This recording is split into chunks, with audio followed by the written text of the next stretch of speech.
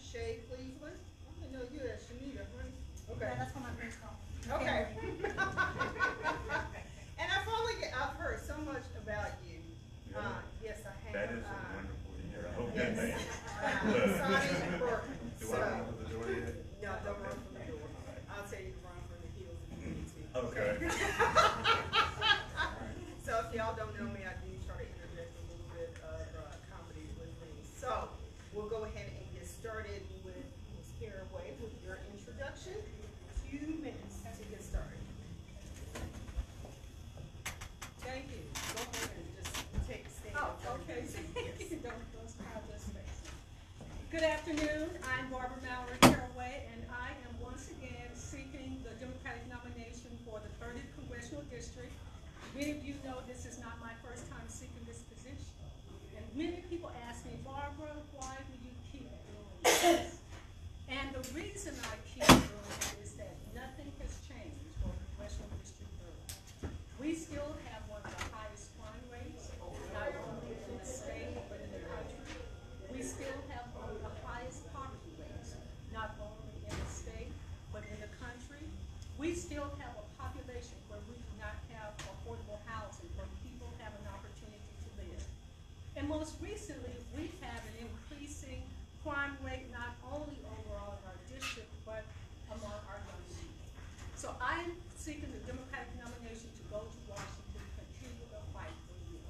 I continually do each time better in the voting population, and I'm going to issue a challenge to you. If you're happy with the way that things are going now, if you're happy with the lack of progress that I believe that we have made, then do nothing. Many people have lost the confidence in the electoral system because of the manipulation and the lack of leadership. So tonight, I'm asking for your vote. It is time for new leadership. It is time to take up the mantle to move forward for 21st Congressional leadership. On March the 3rd, I'm number 3 on the ballot. Barbara Mallory Caraway, 3 on 3. Make a slam dunk. Your and your children's future depend on it. Thank you. Thank you. Ready, Shanita. Thank you so much, Sydney. Good evening, everyone. Good evening, everyone. Good evening. I am Shanita Cleveland, and I'm so grateful for the opportunity to stand before we, the people, tonight. It's time for a change. Why? Because the unemployment rate in District 30 is a staggering 42%, with the majority of that rate being those who have completely given up and dropped out of the labor force. The homeless rate among our veterans in District 30 has increased 13% over the last 3 years. What does that mean to you? It means that 1 in every 10 homeless people is a veteran, and that is unacceptable. But listen to this. District 30 has one of the highest poverty rates at 28% among children 18 and younger in all of the United States of America. And guess what? 18% of our seniors live in poverty. Even more to mention, the crime rate in District 30 over the last 5 to 7 years has consistently risen above the national average. Sadly, those are the facts that District 30 are faced with today. We appreciate Ms. Johnson and her efforts in bringing funding to DART, DFW Airport, and yes, even successfully securing Toyota in North Texas. Unfortunately, that means little or nothing to the conditions of District 30 today. And that is why it is time for a change. Thank you. Thank you. All right, Hassan. Hello, everybody. Hello. Good. That's what I want to feel. My name is Hassani Burton. I'm CEO of Kemet Inspired Media, LLC. My background, I have a Bachelor's of Science in Biology focusing in genetics and spent 4 years as a scientific researcher. Including in that, I have 13 years of service and activism right here in the 30th Congressional District. I live right down the street in South Dallas. This election is vitally important and I have been meeting with and talking with and walking with and standing by people in the 30th Congressional District for the last 30th years to find out what are our needs on the day-to-day grassroots level, and now I would like to take those needs to the federal level. I am running on a comprehensive platform called the ADOS Agreement, hashtag ADOS Agreement.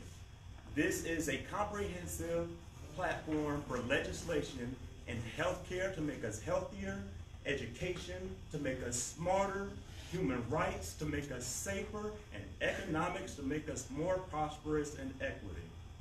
You will find that I am the best candidate to listen to your needs and take us from where we are right now into a better, more prosperous, equitable future.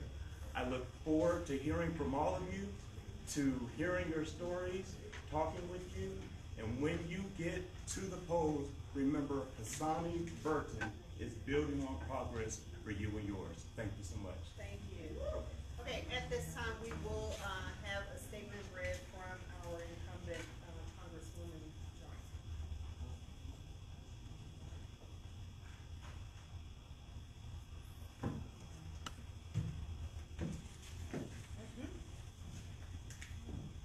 Good evening.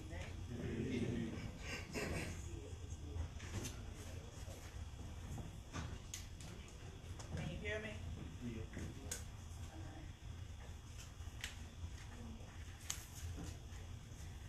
Congresswoman Johnson asked that this information be shared with you.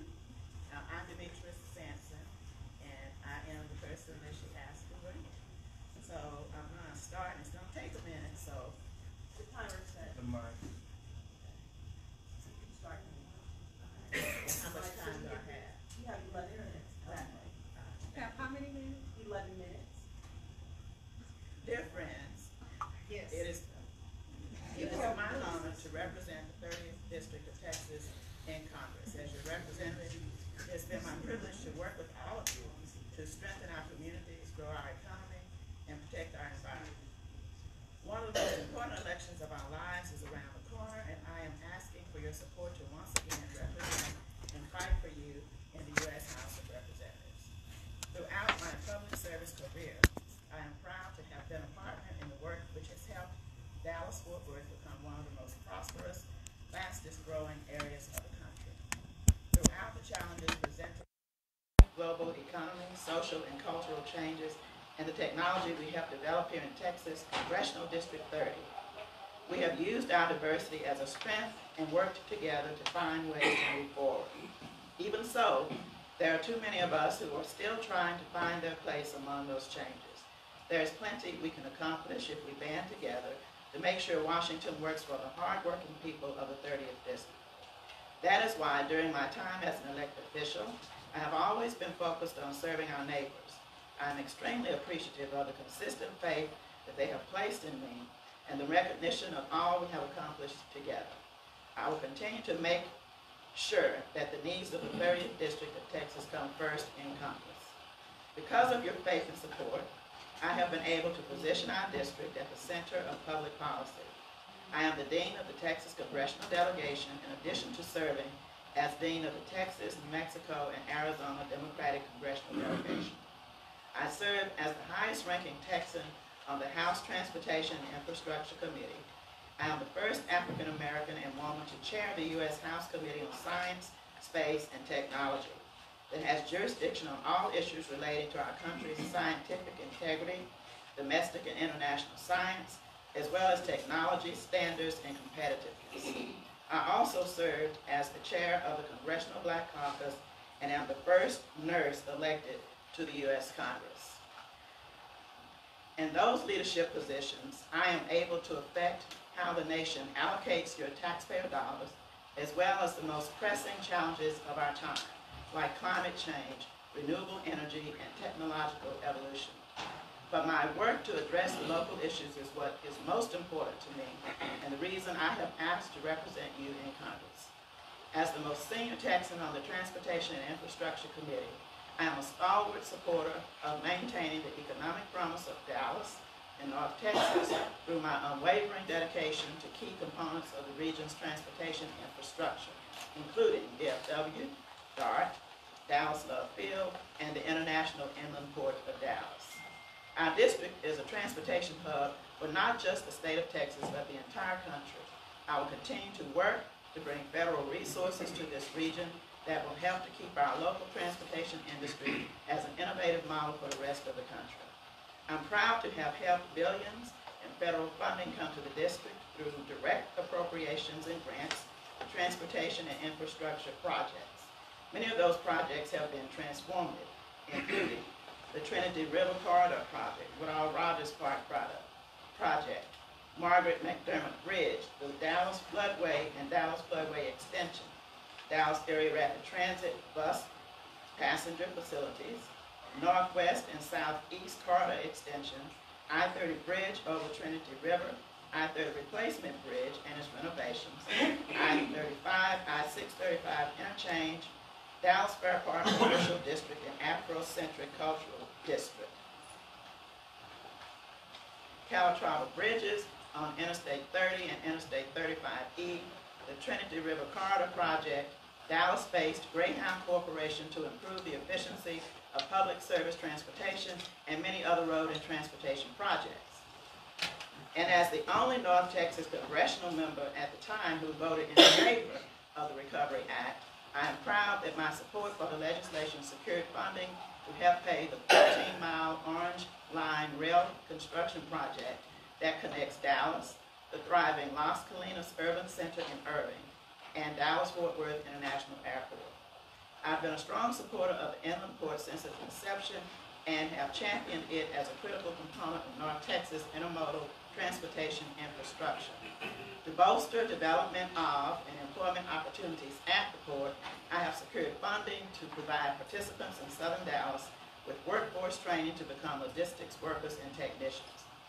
As the chairwoman of the Committee on Science, Space, and Technology, I work with scientific, academia, and federal and business agencies to ensure that America does not take a step backward as a leader in technology and innovation. I will continue to fight for investments in scientific research, STEM education, and closing the digital divide. Under my leadership, we now have held 60 hearings, including 5 field hearings, 11 markups, ordered 23 bills reported from committee, and passed 20 bipartisan bills on the House floor, with 3 enacted into law to date. At the beginning of this Congress, I laid out a 3-point agenda below. Ensure that the United States remains the global leader in innovation, which will require attention to a wide range of activities, promoting effective STEM education solutions, engaging the underrepresented minorities and blue-collar workers in STEM fields, supporting a robust, federally funded research and development enterprise in emerging areas of science and technology, defending the scientific enterprise from political and ideological attacks, and challenging misguided or harmful administration actions. Address the challenge of climate change, starting with acknowledging it is real, seeking to understand what climate science is telling us, and working to understand the ways we can mitigate it, and finally, restore the credibility of the Science Committee as a place where science is respected and recognized as a crucial input to good policy making. I know firsthand that North Texas residents are very concerned about the environment. I have authored and passed an amendment which restores millions of dollars for the continued cleanup of brownfield sites, which will return contaminated sites to productive uses in economically distressed neighborhoods. Having worked in the healthcare system as a registered nurse for 15 years before I was in public office, I will continue my work to improve healthcare for all Americans, playing a lead role in addressing the nationwide nursing shortage. Furthermore, I remain committed to preserving and strengthening Medicare. I am also a strong advocate of ensuring that Social Security is safeguarded for current retirees as well as future generations. I have worked very hard on the passage of health care reform. I also intervened to protect local hospitals and retain access to health care services for Dallas residents. I have also introduced legislation that highlights disproportionate share hospitals, which treat a large percentage of uninsured and low-income citizens.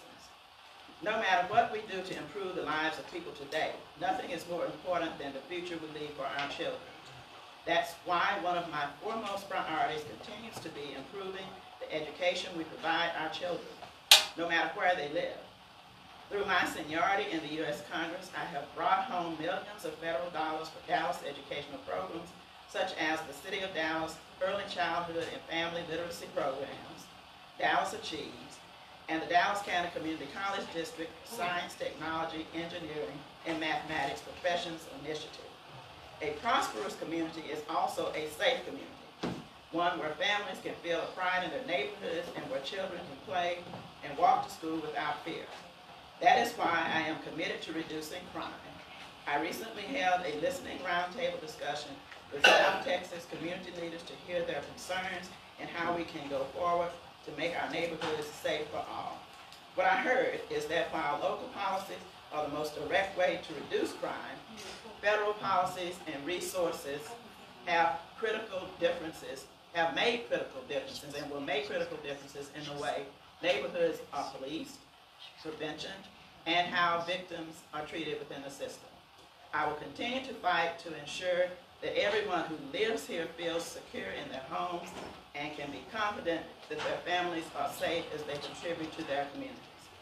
As a friend of labor and a dues-paying union member, I have demonstrated my strong commitment to the labor movement by supporting legislation such as the Employee Free Choice Act, which would allow workers to more freely organize and bargain collectively. I believe that every worker should be able to make a living free of intolerance and discriminatory practices based on race, color, gender, age, religion, or sexual orientation, and that one's lifetime of work should be rewarded with a secure retirement. I am an adamant and vocal supporter of H.R. 9, the Fannie Lou Hamer, Rosa Parks, and Coretta Scott King Voting Rights Act reauthorization. Our values, our freedom, and our democracy are based on the idea that every eligible American citizen has the right to vote. One of my top priorities is the 2020 census. Ensuring an accurate 2020 census is critically important to communities throughout the 30th Congressional District, particularly those that have been historically underrepresented.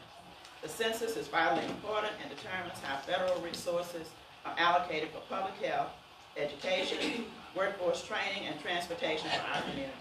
I will partner with anybody in my district in North Texas to ensure that everyone is counted. Again, I am honored and humbled by the trust placed in me by the people of the 30th Congressional District. Thank you for your support. Eddie Bernice Johnson. All right, so to go ahead and get this party going, that we can hear what the candidates have to say, we would like to thank our incumbent Congresswoman for sending a statement, but here, interested in what you guys have to say. So, do y'all want me to kick off the question? Yeah. Yeah. Y'all want to kick off the question? I could. All right. Okay. Yes, Okay. please, stand. Okay. Yes. Thank you, Sydney. My question for all of y'all, obviously we're seeing this tonight. Not before you ran, not during campaigning, but if you are to be elected to office, what is going to be your plans to remain visible to the community? Great, yes. Okay, boy. Ms. Caraway, go ahead. Thank you. Go ahead and address. Oh, Yes. I forget Yes. about that. You know what? It took me a lot to even come to this forum tonight, particularly what happened on the last term that we went through, disrespect for congressional candidates. I cannot, in all conscience, continue tonight. I am insulted, I am disappointed, and that the Dallas Examiner would allow a person to read an 11-minute statement that addressed no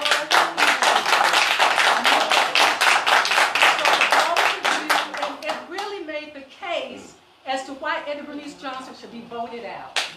And she talked about nothing that had to do with Oak Cliff, Cedar Hill, Duncanville, DeSoto, even Tesla Park, East Dallas, Joppy, Pleasant Grove. She talked about the issues that funded her out money for her campaign. I will not be insulted. And I will not stay on this stage and continue to participate in a kangaroo court that has been orchestrated by the Dallas Examiner. Good luck to all of you. I will not talk about my record. You know I have not run for this office before. You know I was in the legislature. You know I was on the Dallas City Council. And many of the issues and projects that were read here tonight by Demetra Sampson were initiated by Barbara Mallory Caraway on the Dallas City Council as chair of the City of Transportation Committee. I will not stay here. Thank you. Shanita, please. Okay, good evening, everyone. I'm actually glad that the statement was read because it opens up the door to the truth of the matter. And so I'm very excited to not have to really change my plan because I'm always in the community, I'm everywhere. That's right. If it's a Joppa, you see me in South Oak Cliff, and I'm so glad she actually mentioned the parallel meeting that actually took place in South Oak Cliff when they were in Bonton. It was a very top-heavy invitation only. It wasn't open to the community. And if I feel like if you want to really truly transform communities, you got to start at the bottom. So while they were having that meeting, we were in 75216 in South Oak Cliff. That is the bottom of the district. And when we help the bottom, we raise up the entire district, and that is where I'll continue to stay.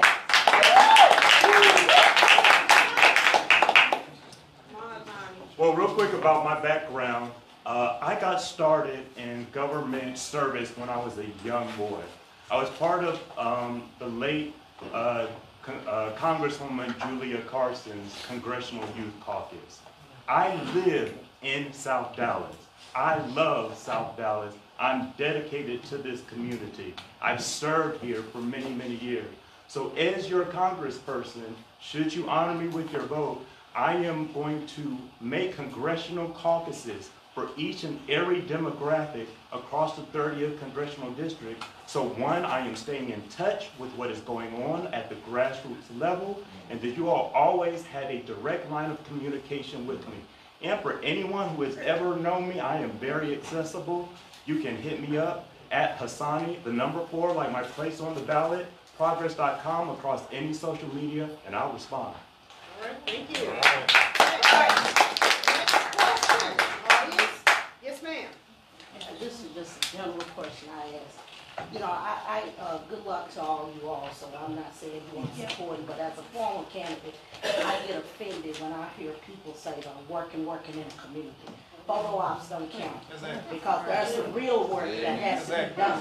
So when you start naming off these zip codes and places, let's be realistic, because the same thing you all, not you all, accusing Congresswoman of doing, we all sit here. So photo ops don't count. So my question is, what have you done besides photo ops, showing up at everybody's event?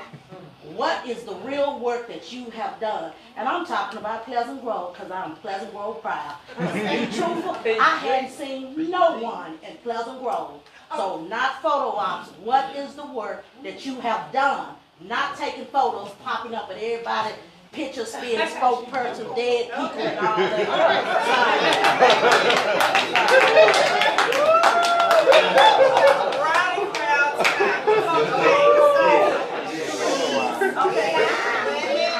Your backstory, because we do have a limited amount of time. We do have a lot of groups that we're covering tonight, so please just get to your question.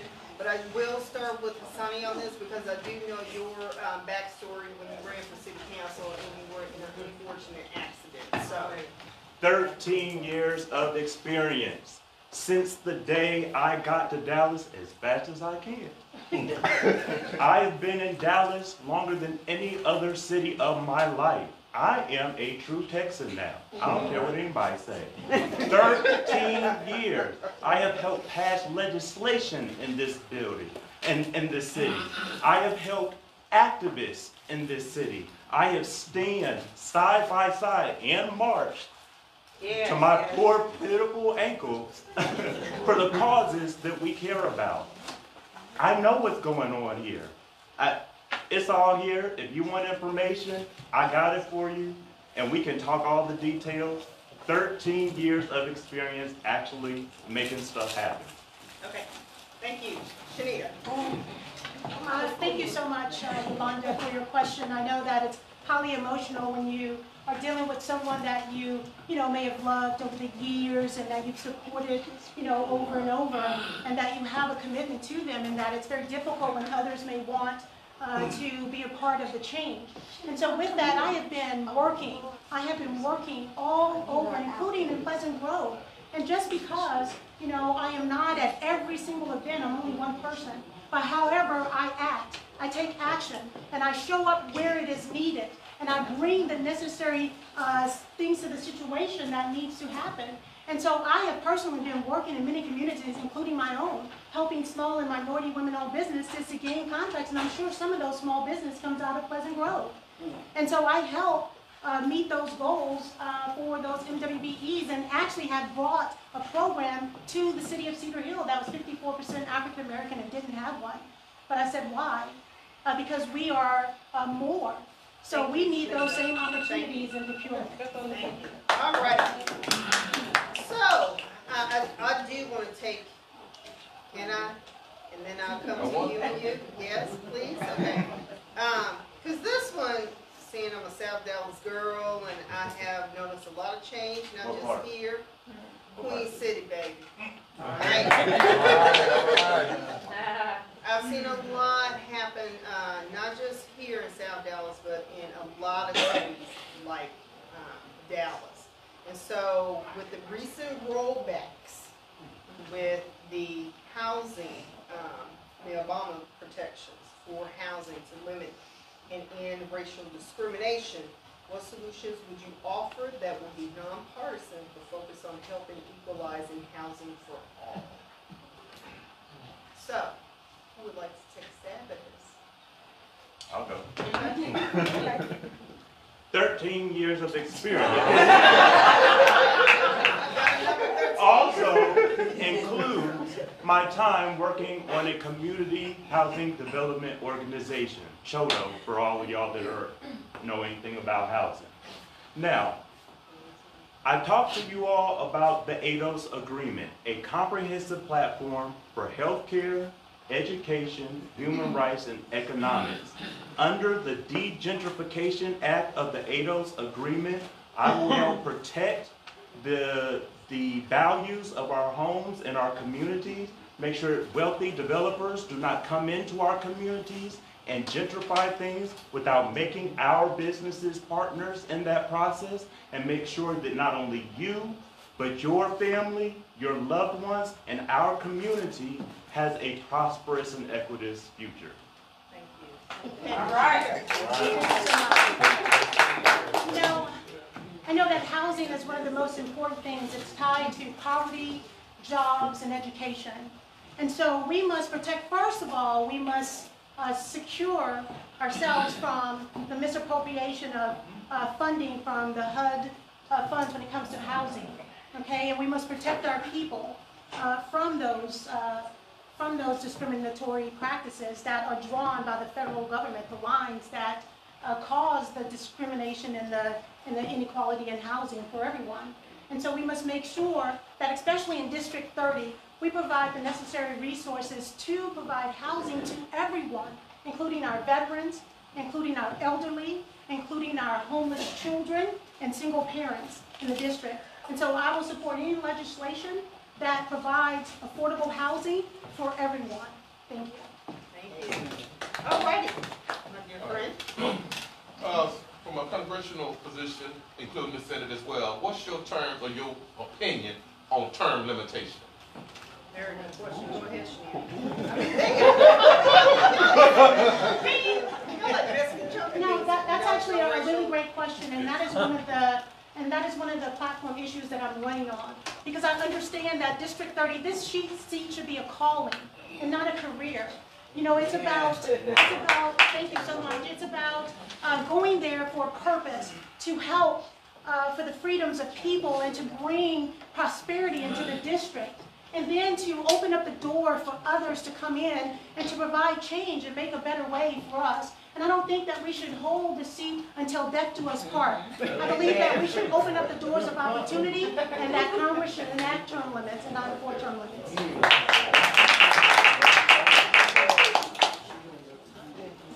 First of all, I want to say I'm a consistent person. You know, 13 years. Google Hassani Burton. Go ahead and Google me. It's all out there.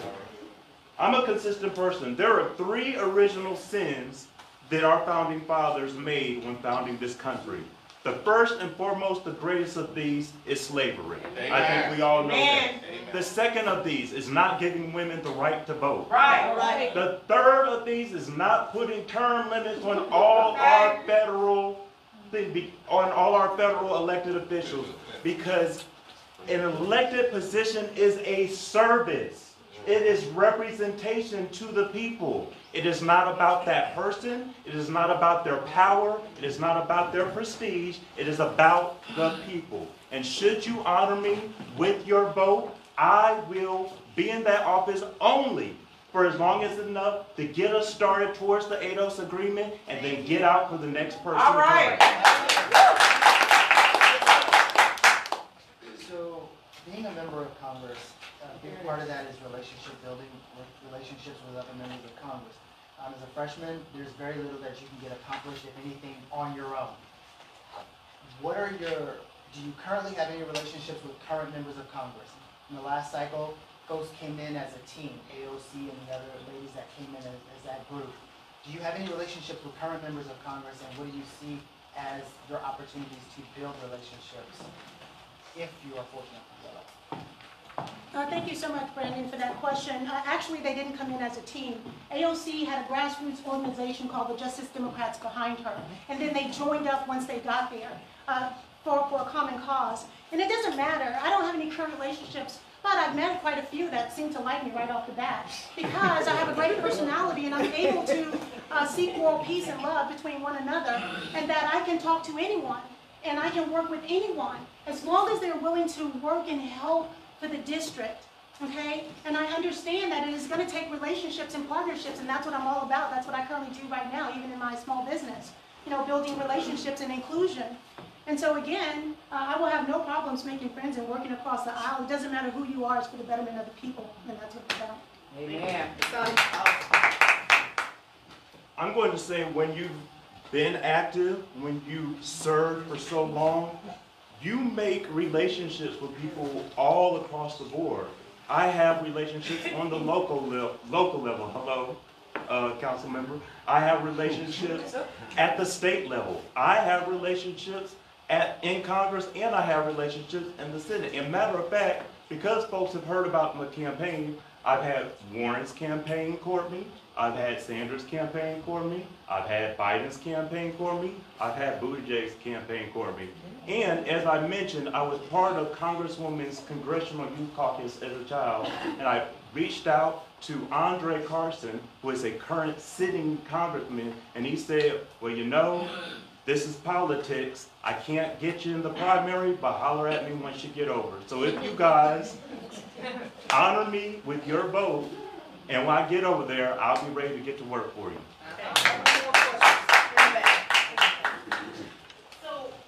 Speak very loudly yes, so we can all hear. Dallas has one of the highest uninsured rates in the country, actually the highest uninsured rates in the country. And so my question is, if you guys in Congress, would you support Medicare for all?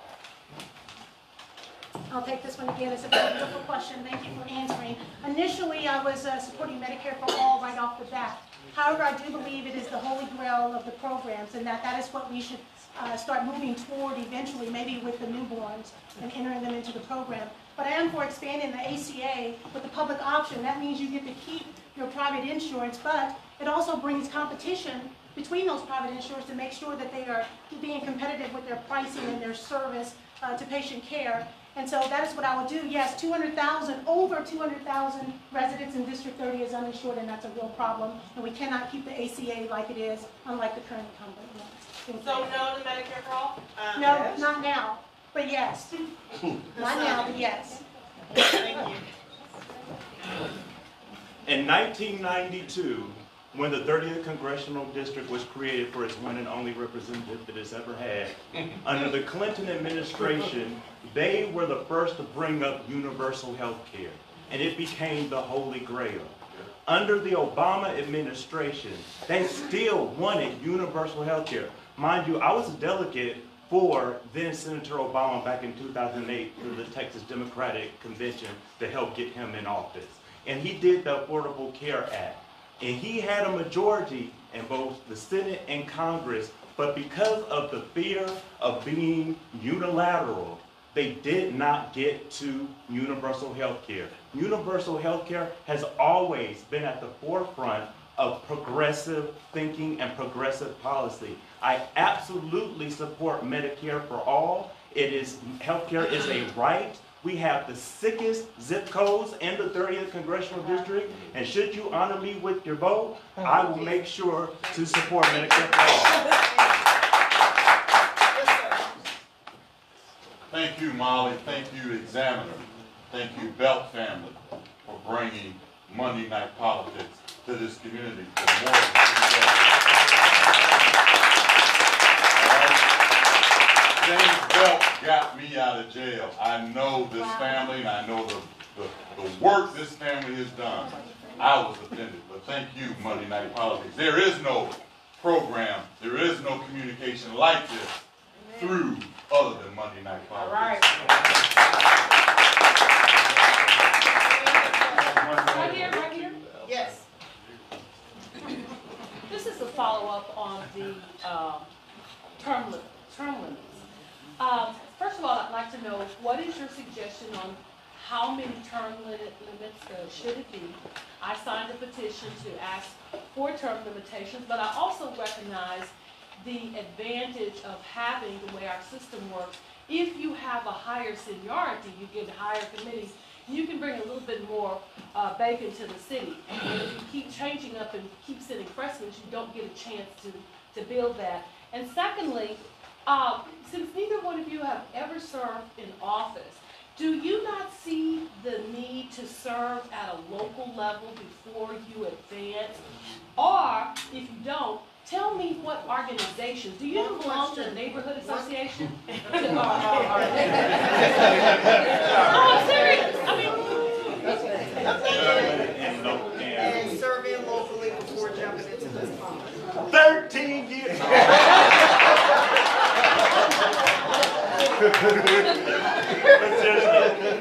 I started my neighborhood association in Bonton, and I worked with the already existing neighborhood associations over there to build some stability in the area.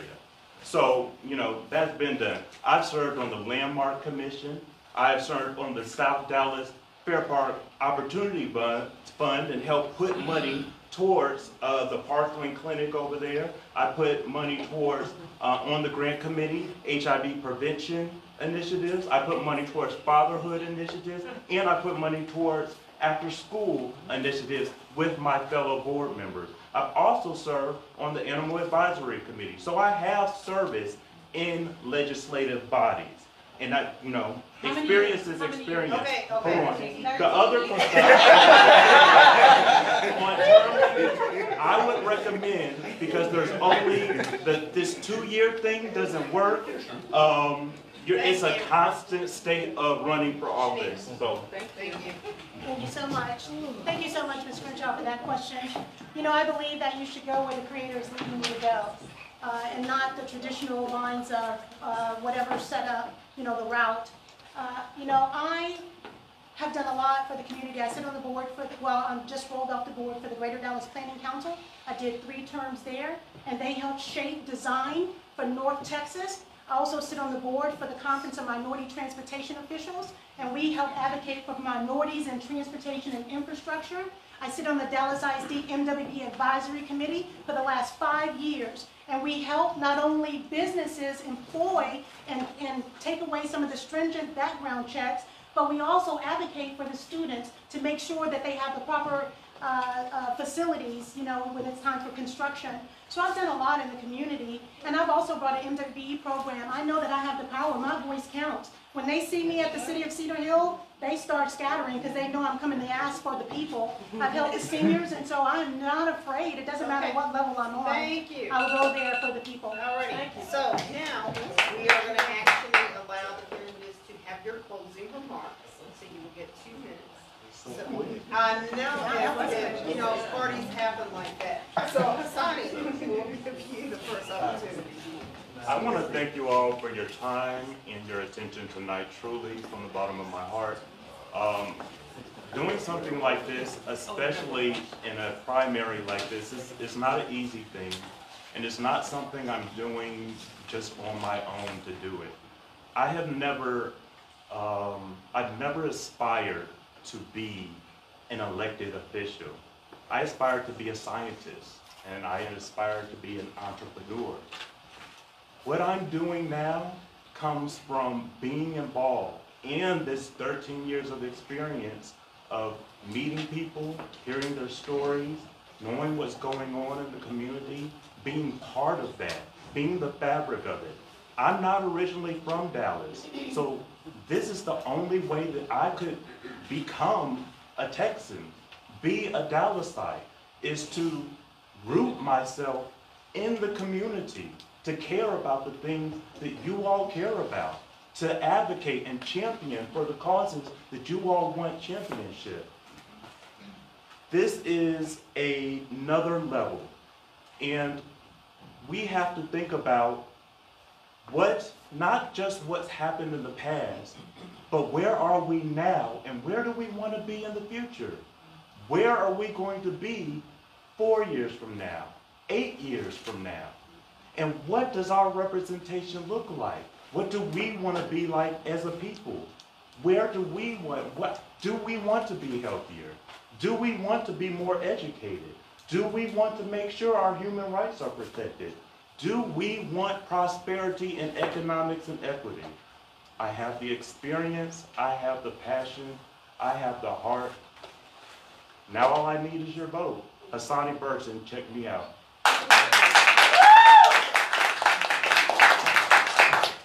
Thank you again so much for the opportunity to have stood before you today. You know, why should you elect me? Because I am the district, okay? I am connected to a lot of what you see. I was once homeless, not once, not twice, but 3 times. My father was executed in the state of Texas, yet we have a bill that criminalizes and punishes the poor through 3 strikes.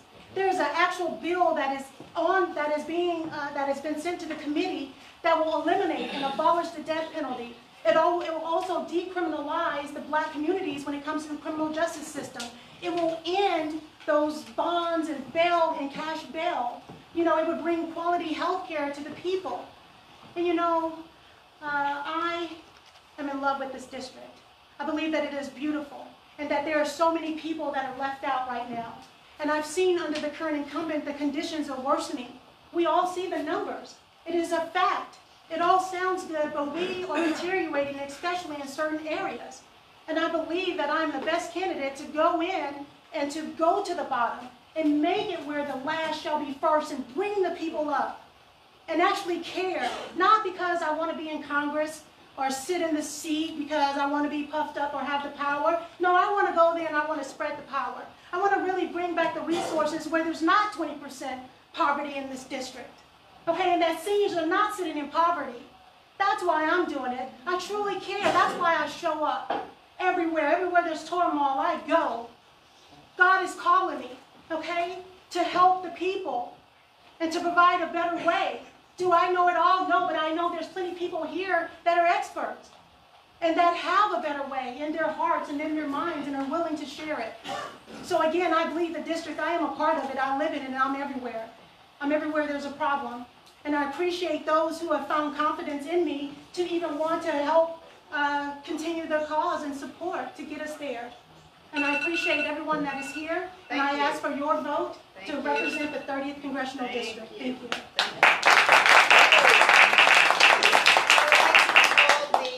Congressional District 33 candidates to come up, and while we are exchanging candidates here, I would like the census to come up and, okay, they're not Rita Williams. Okay, so, thank you guys.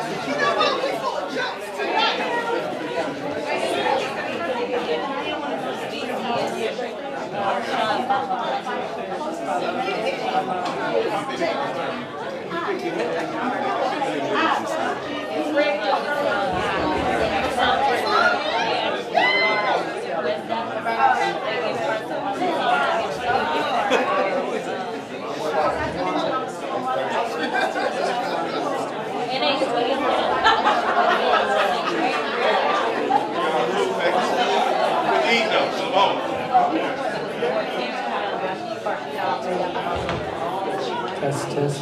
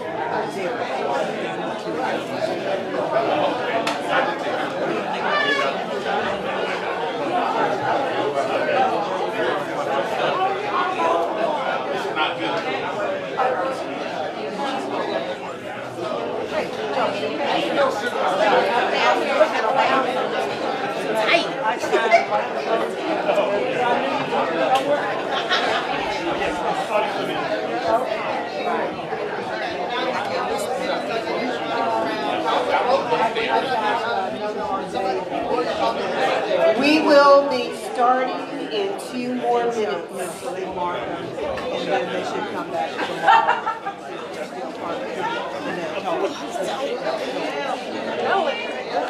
And so they started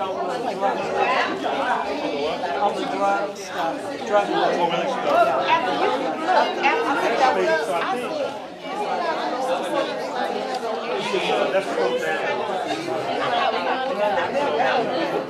And they was in the same place.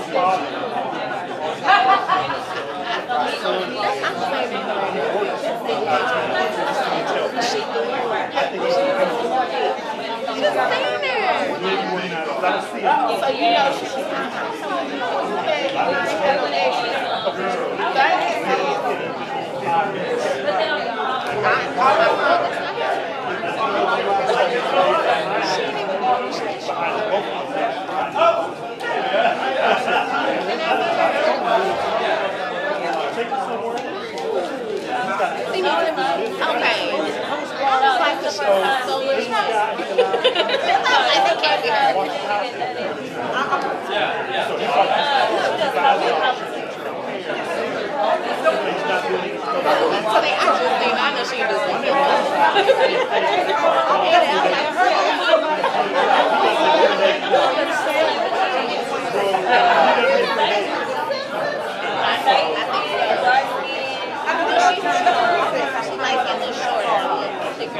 Hey, everyone, if you would take a seat, please. Everyone.